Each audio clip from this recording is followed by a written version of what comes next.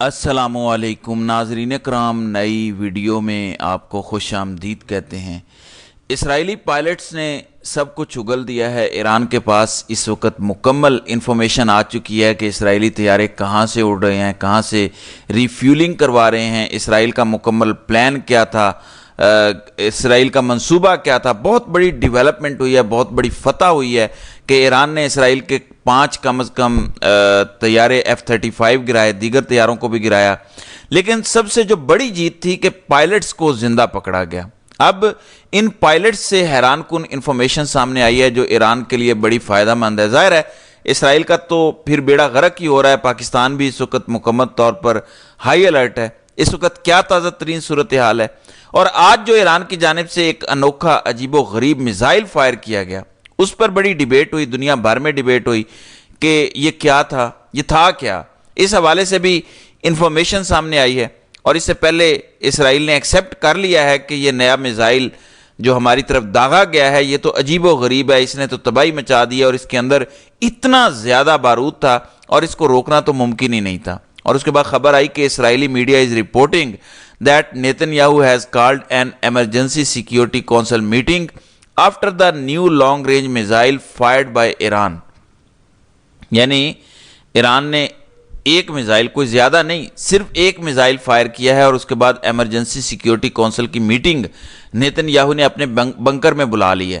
اب ذرا میں آپ کو بتاتا ہوں کہ یہ میزائل ہے کیا۔ جو میرے سامنے انفارمیشن ہے، بتایا گیا ہے کہ اس میزائل کا نام ہے سجیل، اور یہ کوئی ایران کے پاس آخری خطرناک میزائل نہیں ہے کہ ایران نے اپنا ہائیسٹ میزائل چلا دیا۔ اس میزائل کی رینج ہے 2000 کلومیٹر، اور حیران کن طور پر اس کو لانچ کرنا انتہائی آسان ہے۔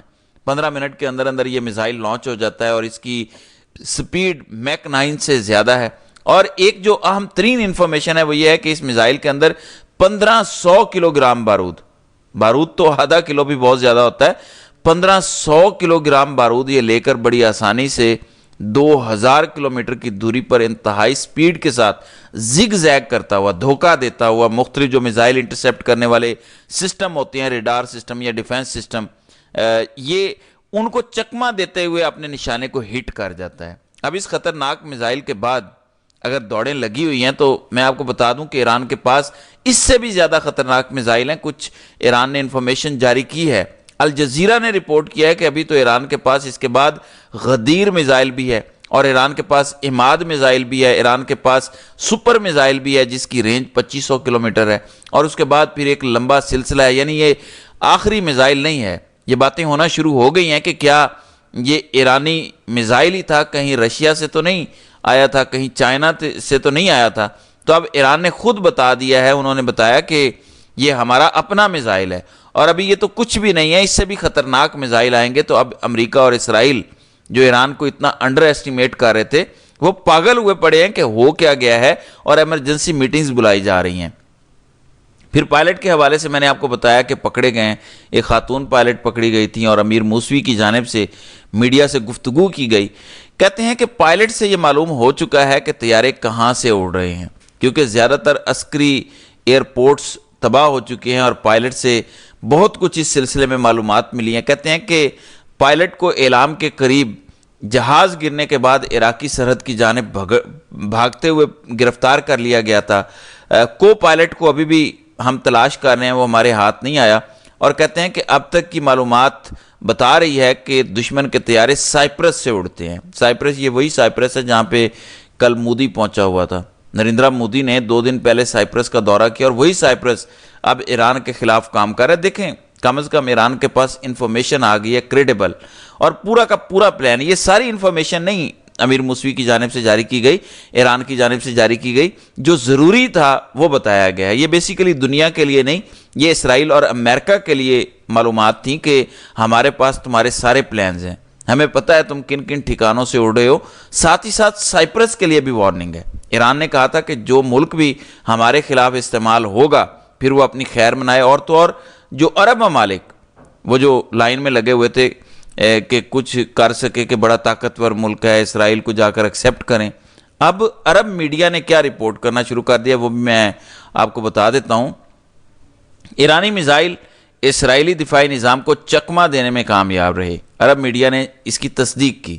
ایران نے اسرائیل پر 400 سے زائد میزائل اور ہزاروں ڈرونز فائر کیے۔ ایرانی میزائل آئرن ڈوم سمیت کئی دفاعی نظاموں کو چکمہ دینے میں کامیاب رہے۔ اسرائیلی ایئر ڈیفنس سسٹم میں کمزوریاں، ایران کی جانب سے جدید ٹیکنالوجی کا استعمال، ایران کے کئی میزائل ہدف پر جا لگے۔ اسرائیلی حکام کو حیران کن نتائج کا سامنا رہا۔ ایران کی حکمت عملی میں تیز رفتار اور کم اونچائی والے میزائل شامل تھے۔ اب کم اونچائی والے میزائلوں کا فائدہ یہ ہوتا ہے کہ وہ انٹرسیپٹ نہیں ہوتے، ان کو روکا نہیں جا سکتا، تو عرب میڈیا یہ تسلیم کر رہا ہے۔ اچھا، ڈرونز اور میزائلوں کے مشترکہ حملے سے اسرائیلی دفاعی نظام دفاع نہیں کر سکے، یعنی میزائل بھی اور ڈرونز بھی۔ اب وہ کس کو روکے؟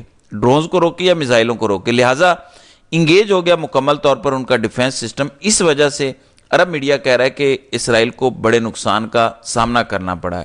پھر سابق برطانوی سفیر ڈالٹن، ان کی ایک بڑی اہم سٹیٹمنٹ سامنے آئی ہے، جب پورا یورپ لگا ہوا ہے کہ ایران یا تو ہتھیار ڈال دے یا سرنڈر کر دے یا پھر وہ میز پر آ جائے۔ اب سارے کہہ رہے ہیں کہ ایران بس کر دے، ٹیبل پر آ جائے۔ بندہ پوچھے، ایران نے تو حملہ نہیں کیا جو ایران بس کر دے، ایران تو اپنا دفاع کر رہا ہے۔ حملہ جنہوں نے کیا ہے ذرا ان کو پکڑیں۔ تو اب سابق برطانوی سفیر رچرڈ ڈالٹن کہتے ہیں کہ ٹرمپ کے مطالبے پر ایران کا رد عمل حیران کن نہیں ہے، یہی رد عمل ہونا چاہیے تھا، اور کیا کرتے؟ کیا ان کے سامنے لیٹ جاتے؟ ایران کا جواب وہی ہے جو کسی دفاع کرنے والے ملک کا ہوتا ہے۔ ہاں ٹھیک ہے، کوئی لیٹ جائے اپنی مرضی سے، وہ اس کی اپنی مرضی ہے، کوئی مودی بن جائے، ٹرمپ کی ایک کال پہ ڈھیر ہو جائے، ورنہ تو جو غیرت مند ممالک ہوتے ہیں جو اپنا دفاع کرنا جانتے ہیں، ان کا یہی رد عمل ہونا چاہیے۔ پھر کہتے ہیں کہ ایران کو بقا اور سویلین تنصیبات پر حملے کا سامنا ہے۔ تہران میں شدید غصہ ہے۔ ایران میں صرف حکومت کے حامی نہیں، عوام بھی غصے میں ہیں۔ یہ نہیں کہ جو آیت اللہ علی خامنائی کے حامی ہیں وہی عوام غصے میں ہیں، عام عوام بھی غصے میں ہیں۔ امریکہ کی غیر متوقع پالیسی اب پورے خطے کے لیے خطرہ بن چکی ہے۔ جو انہوں نے انڈر ایسٹیمیٹ کیا تھا، انہیں لگتا تھا کہ یہ بس اتنی کوئی بڑی بات نہیں ہے، اور پھر اب باقاعدہ پاسداران انقلاب نے بھی وہ جو سجیل میزائل جس کی میں نے شروع میں آپ کو انفارمیشن دی، اس کی تصدیق کر دی ہے کہ یہ کس طرح کا میزائل تھا۔ کہتے ہیں میزائل اسرائیل پر میزائل حملے جاری رہیں گے۔ 12ویں مرحلے میں طویل فاصلے تک مارک کرنے والے سجیل میزائل استعمال کیے گئے ہیں۔ قابض صہیونی ریاست ایرانی میزائلوں اور ڈرونز کے نشانے پر ہے۔ ہم نے صہیونیوں پر جہنم کے دروازے کھول دیے ہیں، اور اسرائیل پر میزائل حملے مربوط، مسلسل اور شدید ہوں گے۔ تو کہتے ہیں کہ تعداد بڑھتی جائے گی، رفتار بڑھتی جائے گی، اور ابھی وہ کہتے ہیں کہ سرپرائزز، ابھی تو میٹنگ بلائی ہے نا، ابھی بہت کچھ ہوگا۔ وہ کہتے ہیں کہ ہم نے اوپر سے نہیں شروع کیا، جیسے اسرائیل نے جو سب سے آخر میں حملہ کرنا تھا، وہ بڑا حملہ وہ پہلے کر دیا، لیکن ہم نے نیچے سے شروع کیا، پہلے چھوٹے میزائل، چھوٹے ڈرونز، اب خطرناک ہوتے جا رہے ہیں۔ ابھی وہ کہتے ہیں کہ یہ انتہا نہیں ہے، ابھی ابتدا ہے۔ بہرحال جو اس وقت ان میزائلوں نے تباہی مچائی ہوئی ہے وہ آپ کے سامنے ہے۔ ایون خواجہ آصف، ان کا بھی ایک بیان سامنے آیا ہے، پاکستانی وزیر دفاع۔ انہوں نے کہا کہ پاکستان مکمل طور پر ہائی الرٹ ہے۔ ایک طرف تو آرمی چیف کی ملاقات وائٹ ہاؤس میں ڈونلڈ ٹرمپ سے ہو چکی ہے، جس پر میں نے ایک پورا ویلاگ پچھلا کیا ہے۔